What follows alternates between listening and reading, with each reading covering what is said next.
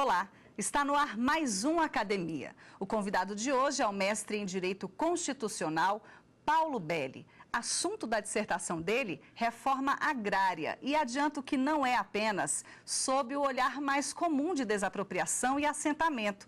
Vamos à lei. Está na Constituição, artigo 184, compete à União desapropriar por interesse social para fins de reforma agrária o imóvel rural que não esteja cumprindo sua função social. O Paulo Belli fez um apanhado de informações sobre esse tema com a ótica do meio ambiente, o que rendeu uma bela dissertação. A desapropriação de imóvel para fins de reforma agrária e os critérios ambientais de classificação da função social da propriedade rural. Dissertação apresentada ao curso de mestrado em Direito Constitucional e Sociedade do Instituto Brasiliense de Direito Público, como exigência parcial à obtenção do grau de mestre em Direito. Orientador, professor Paulo José Leite Farias. Aqui no estúdio do Academia estão Alice Rocha, professora e doutora em Direito Público, e Débora Denis, procuradora federal e mestre em Direito. Elas vão acompanhar a fala do Paulo Belli e, no segundo bloco, fazer perguntas a ele. Mas antes disso, vamos assistir a um resumo da dissertação. A garantia constitucional não exime a reforma agrária de enfrentar um processo burocrático. Na dissertação, é possível perceber que, principalmente, o que diz respeito ao meio ambiente, o tempo entre a desapropriação e o assentamento é muito longo. Isso porque há legislações federais, estaduais e municipais a respeito.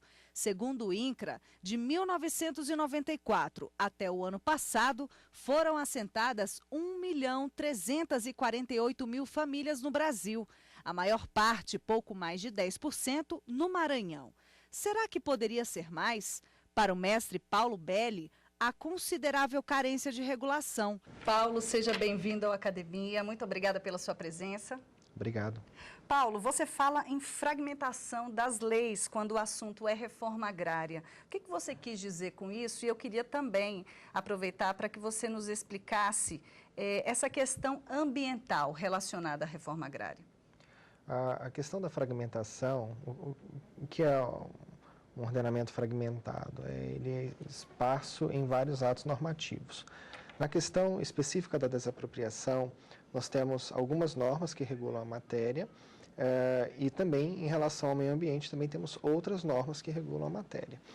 No trabalho, eu busquei fazer um casamento do artigo 186 da Constituição, que fala sobre a desapropriação por interesse social, acumulado com o artigo 184 da Constituição, e traçar esse formato para a desapropriação com esta finalidade.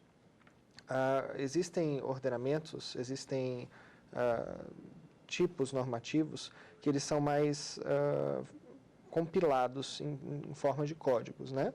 Você tem, por exemplo, o direito civil, o direito penal, o processo civil, mas no direito ambiental e também especificamente na área da desapropriação, você tem algumas normas que regulam a matéria. Existem normas até anteriores à própria Constituição de 88.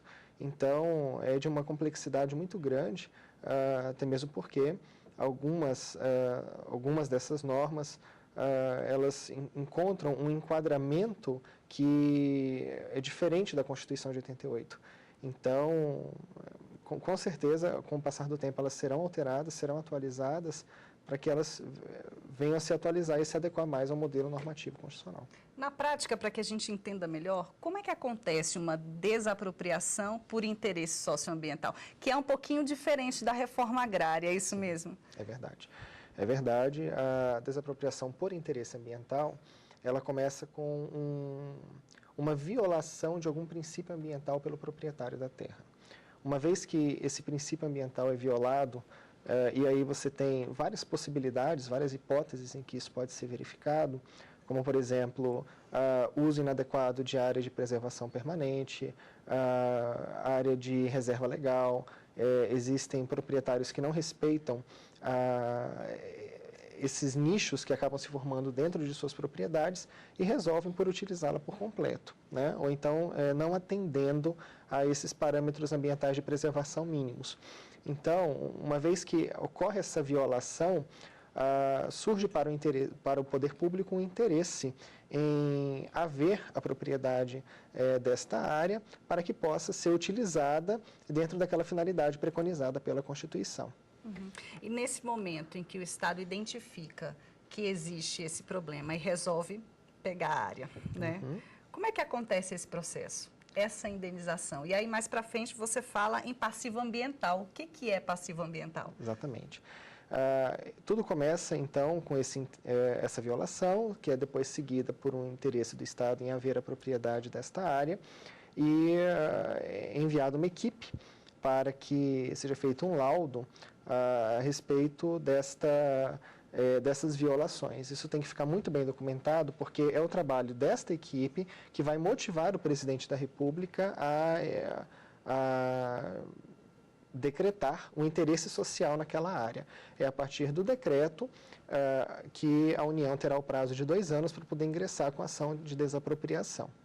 Uhum. Agora, a questão do passivo ambiental. O que significa isso? O passivo ambiental é uma expressão que tem evoluído ao longo do tempo, porque a questão da preservação ela tem evoluído também ao longo do tempo. Então, há 50 anos atrás, o que era considerado passivo, hoje, o que não era considerado passivo, hoje já é considerado passivo, né? Então, era muito comum você ter uma propriedade rural em que você tinha um aproveitamento do solo maior, digamos assim. Você tem a criação de gado e essa criação ela se desenvolve ao longo da fazenda em tarefas, né? Então você muda o gado de pasto e isso vai só aumentando a desapropriação e a depredação. Uma vez que você tem dentro da propriedade danos ambientais provocados, isso gera um passivo ambiental.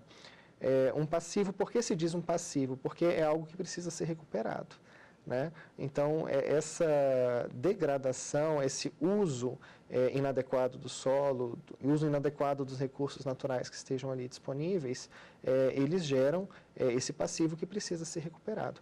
A gente fala a respeito, por exemplo, de desmatamento, mas existem várias outras situações que podem ser verificadas, né? Por exemplo, nós tivemos recentemente um rio no estado do Tocantins, chamado Rio Formoso, que ele praticamente secou na época da seca, era um rio extremamente volumoso por causa da extração inadequada da água do rio no período de plantio e para criação de gado. Então, é lamentável e se encaixa perfeitamente na hipótese. Veja, não houve desmatamento, mas houve o uso inadequado de um recurso natural que tinha que ter sido realizado de uma forma mais congruente. Ok, Paulo. Agora chegou o momento da gente apresentar a bibliografia utilizada na sua pesquisa. Vamos acompanhar. Manual de Direito Ambiental, autor Luiz Paulo Sirvinskas, editora Saraiva. Propriedade imobiliária, função social e outros aspectos, autor Melim Namen Chalub, editora Renovar. Curso de Direito Agrário, autor Wellington Pacheco Barros, editora Livraria do Advogado. Paulo, agora o Academia abre espaço para que você complemente o seu raciocínio e aborde outros pontos que ainda não comentamos. Fique à vontade. Muito bem. O interesse de trabalhar com esse tema, ele surgiu da minha própria criação, né? Eu tive muito contato com a terra desde muito pequeno e eu sempre analisei a terra pela perspectiva produtiva.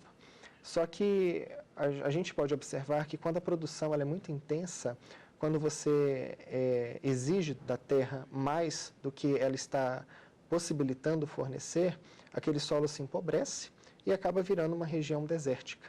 Os recursos naturais ali disponíveis eles se perdem e uma vez o que era uma fazenda produtiva, o que era uma área produtiva, passa a ser uma área improdutiva em que você vai precisar de um investimento muito alto para poder recuperar o nível de investimento necessário de produção para aquela área. Então, e eu sempre achei isso meio que um paradoxo, porque a Constituição, ela elenca no rol do artigo 5º o direito à propriedade como sendo um direito fundamental. Então, é muito comum as pessoas mais antigas pensarem que eu sou dono e a coisa deve ser colocada ao meu dispor, ao meu interesse. E as pessoas mais antigas têm esse raciocínio. Elas não conseguem enxergar na propriedade que, embora você seja dono, você tem que obedecer certos parâmetros, você precisa obedecer certos padrões para que aquela propriedade ela possa, inclusive, beneficiar a você mesmo. Porque uma vez que você extraia dela tudo que ela pode fornecer, mas de forma descalculada, de modo que não seja sustentável, aquela propriedade não vai poder te dar aquela produção daquele jeito por muito mais tempo. Então, é necessário que se conscientize o produtor, especialmente o pequeno produtor, a respeito dessa situação. E veja que o pequeno produtor, ele é inclusive, diferente dos grandes produtores, ele é muito consciente também, porque é muito comum você ter, o pequeno produtor geralmente mora na propriedade, então ele tem um apego sentimental com a terra e a gente costuma cuidar do que é nosso, né? O caso que eu citei agora há pouco do rio, que praticamente secou lá no estado do Tocantins, aquilo foi de grandes produtores que não moram nas fazendas, eles não estão ali, eles não têm uma ligação espiritual com a terra, eles não têm uma ligação social com a terra, diferente do pequeno produtor. Mas a grande parte das propriedades, elas são pequenas propriedades. Então, veja que a conscientização ela é realmente muito importante. E as pessoas costumam pensar, elas acreditam que a única possibilidade que elas têm de perder aquela propriedade é tornando-a improdutiva, né? Isso foi construído ao longo do tempo de uma forma meio que irresponsável e não foi dada ampla divulgação às outras possibilidades que poderiam caracterizar a desapropriação. Então, o trabalho ele veio para poder trazer esse condão ambiental, que é, por violação aos princípios ambientais, o titular pode sim vir a perder a propriedade da sua área rural e ele precisa ficar atento a ela. Ok, Paulo.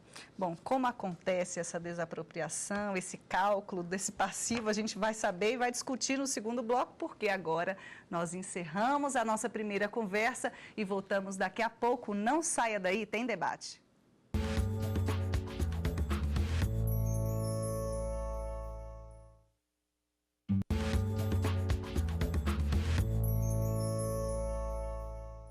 Estamos de volta com o Academia. O primeiro bloco do programa foi dedicado a compreender a dissertação do Paulo Belli. Agora é hora de tirar dúvidas. Convido Alice Rocha, professora e doutora em Direito Público, e Débora Denis, procuradora federal e mestre em Direito, a fazerem perguntas ao nosso convidado. Vamos começar então. Professora Alice, por favor.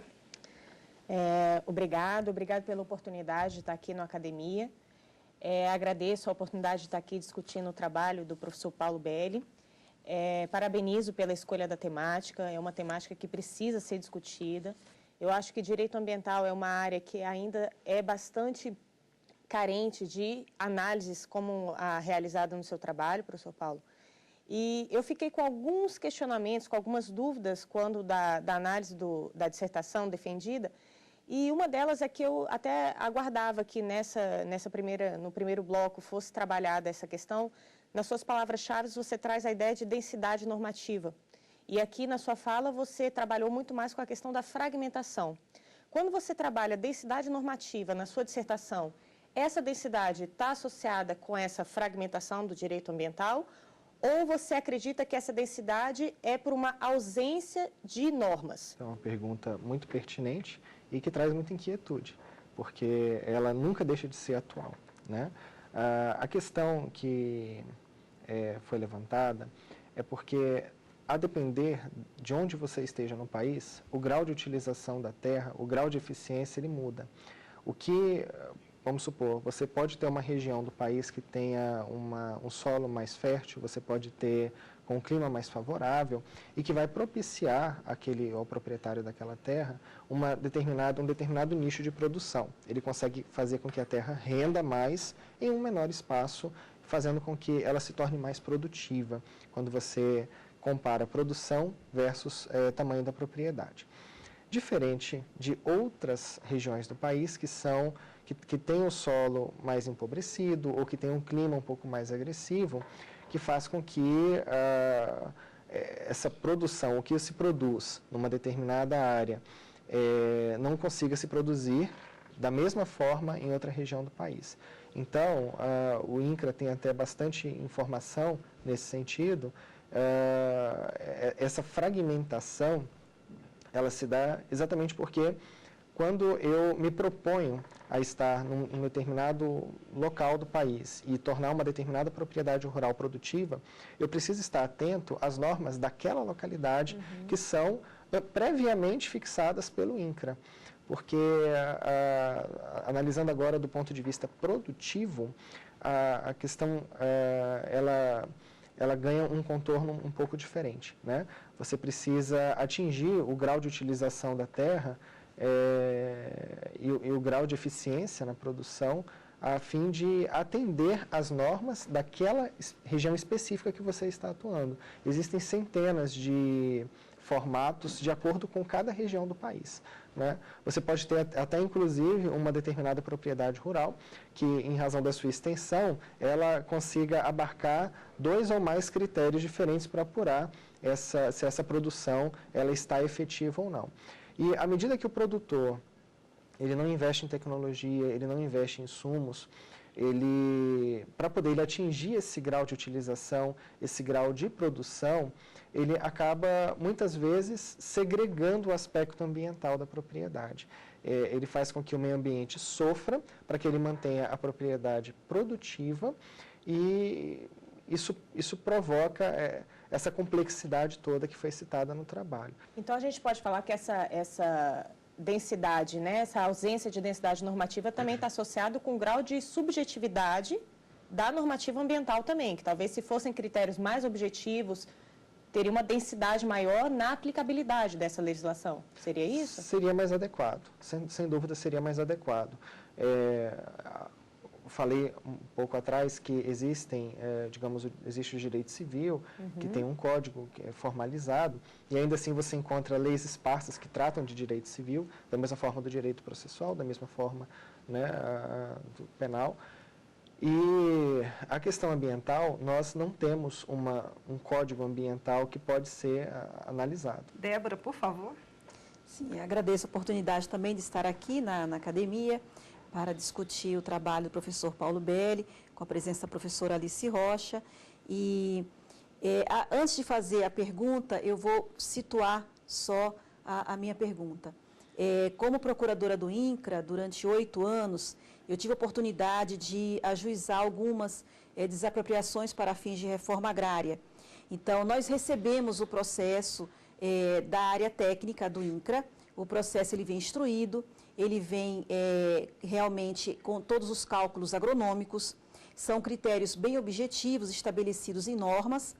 E aí a minha pergunta, então, para você agora é: como é que seria quantificado esse passivo ambiental? Porque nós usamos para desapropriação para fins de reforma agrária critérios bem objetivos, são cálculos mesmo. Então, quando eu vou ajuizar a ação e quando eu vou para a primeira, se houver audiência, primeira, segunda audiência, eu sei tudo sobre o imóvel. Eu sei as notas dele, as notas agronômicas, eu sei o percentual do grau de utilização da terra, do grau de eficiência da exploração. Tudo isso é bem objetivo.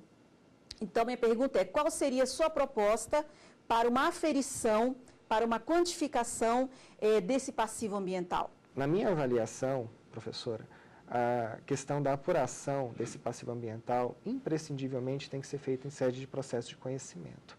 Então, veja que quando o INCRA promove os laudos para apuração do valor da desapropriação daquele determinado imóvel, ele vai analisar critérios comerciais. Ele analisa valor venal da área, ele apura se há benfeitorias ou não, ele apura se as benfeitorias podem ser levantadas ou não. Agora, a questão ambiental ela é mais sensível e ela requer um contraditório ao nível, né? Existem casos, por exemplo, só para a professora, né, com certeza a professora já tem conhecimento, em que você teve determinadas multas aplicadas pelos órgãos de fiscalização que excedem o próprio valor venal da área. Então, veja que a própria propriedade ela não se paga quando há um passivo ambiental. Então, é uma questão que ela precisa ser melhor estudada, ela precisa ser melhor regulamentada, sem dúvida, porque, digamos assim, imagine os danos que podem ser causados a médio e a longo prazo, o desmatamento da mata ciliar, né, nas margens de um rio, por exemplo, que é, inclusive, uma área de preservação permanente, né? Eu não tenho condição, hoje eu vou lá, desmato e podem passar anos aquela área sem ser afetada por aquele desmatamento. Mas e no futuro? Né? Eu preciso de uma perícia muito técnica feita que vai poder responder também se aquele passivo pode ser recuperado ou não, porque existem passivos que eles simplesmente vão existir para sempre, né? Eles são impassíveis de recuperação. Então, tudo isso tem que ser levado em consideração na hora de quantificar pecuniariamente esse passivo. E eu só vejo isso através de uma ação de conhecimento. Então, veja que uma outra possibilidade que foi abordada aqui no trabalho foi que este passivo ele pudesse ser descontado do valor da indenização quando da desapropriação da área, caso tenha ocorrido pelo critério ambiental. São duas propostas de solução que você apresenta.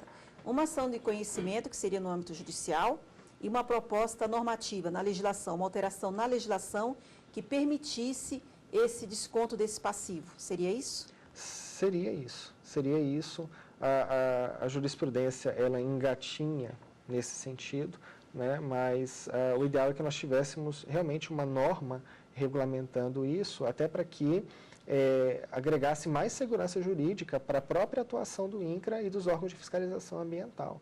Né, que se aquela pessoa eventualmente vier a perder aquela propriedade, seja qual for o critério, que o passivo ambiental ele pode ser apurado e ele vai ser quantificado e esse valor vai ser descontado. De modo que, eventualmente, ele pode perder aquela propriedade e não receber um centavo de indenização e ainda, de repente, ficar devendo para a União. Então, em vez dessas duas propostas, você chegou a pensar, no meio da sua pesquisa, em unificar essa proposta, uma proposta legislativa, para não assoberbar ainda mais o judiciário? E levar a um processo de conhecimento significa levar mais ao judiciário uma questão que poderia encontrar uma solução junto aos próprios órgãos encarregados dessa desapropriação ou da fiscalização, se for o caso. Seria realmente o ideal, né? Esvaziar, evitar que essas demandas ingressem no judiciário, até mesmo porque tratam-se de duas ações, tanto essa para quantificação de dano ambiental quanto a da desapropriação. São duas ações de uma densidade pericial muito grande. E são processos que vão seguramente levar muito tempo até terem uma decisão definitiva, né? Pela própria complexidade da causa. Há pouco a gente estava até conversando sobre a possibilidade de se descontar também do valor da indenização os custos do processo, que me parece algo bastante razoável. Veja, desde a fase da perícia, que é feita antes do decreto de desapropriação, até a fase do trânsito em julgado e, eventualmente, até do cumprimento do julgamento, caso seja necessário, e das ações possessórias e qualquer outra questão pertinente, o processo ele é muito caro. E nada mais justo que quem deu causa a ele arque com esses custos. Então, é interessante também quantificar, além desse passivo, os custos com todo esse procedimento para se descontar do valor da indenização. Professora? Então, professor Paulo Belli, uma coisa que me chamou a atenção no seu trabalho é a consideração do fator de atendimento à função socioambiental da propriedade no momento da desapropriação, sendo um dos critérios, entre outros. Muito bem, essa propriedade foi desapropriada por uma razão de reforma agrária, mas também para atendimento da função socioambiental, foi gerado um passivo ambiental, inclusive, para reparação de danos ambientais. E aí a gente tem que se perguntar no momento pós-desapropriação. Ou seja, se é uma desapropriação para uma reforma agrária, isso quer dizer que vai gerar um assentamento nesse local. No momento de gerar esse assentamento, de planejar esse assentamento, a questão socioambiental também tem que ser considerada, até porque se eu já tenho uma propriedade que tem um dano ambiental, às vezes esse assentamento vai gerar mais dano ambiental. Como que fica essa questão? Ela foi trabalhada na sua dissertação? Muito bem, é uma pergunta bastante interessante. a pessoa que se vale do assentamento, a pessoa que se beneficia desse procedimento, ela se veste das mesmas obrigações que o proprietário anterior perdeu essa propriedade. Então, desde os critérios ambientais têm que ser observados, critérios de produção, critérios de bem-estar, critérios trabalhistas, todos esses critérios precisam continuar sendo observados ainda depois da desapropriação, sob pena de repente, uma nova desapropriação no futuro ou até a própria perda, né, do direito de uso daquela área até que o título seja expedido pelo governo. Ok, professor, muito obrigada pela sua presença aqui na academia, parabéns pela pesquisa. Muito obrigado, quero agradecer a presença das professoras, debate muito enriquecedor. Obrigada também a presença das professoras.